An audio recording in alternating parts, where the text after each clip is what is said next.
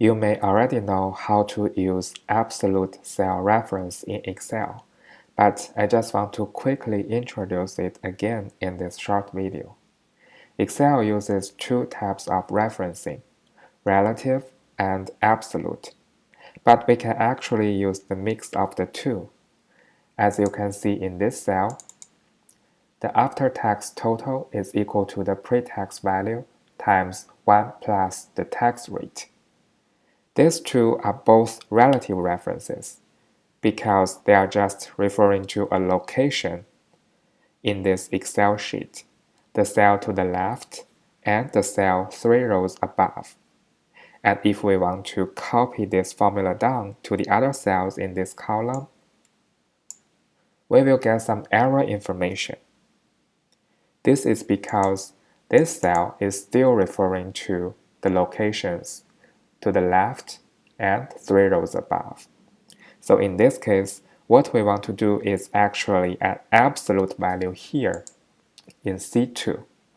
So we would like to fix it in this location for all other rows. This is what we can do. So first, go to this cell, select this C2, and just press the key F4. As you can see, the $2 marks have been added in front of the letter and the number. This shows the absolute cell referencing.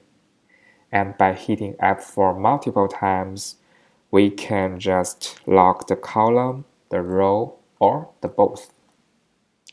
And in this example, we would like to lock it to C2 for both the row and the column. So we're going to add the $2 marks. Hit enter. And now when we copy it down to the other rows, there's no error information.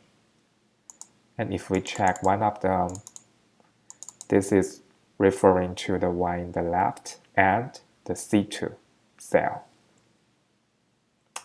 So when we want to copy formulas, we really need to make sure if we use the correct relative or absolute referencing to avoid errors.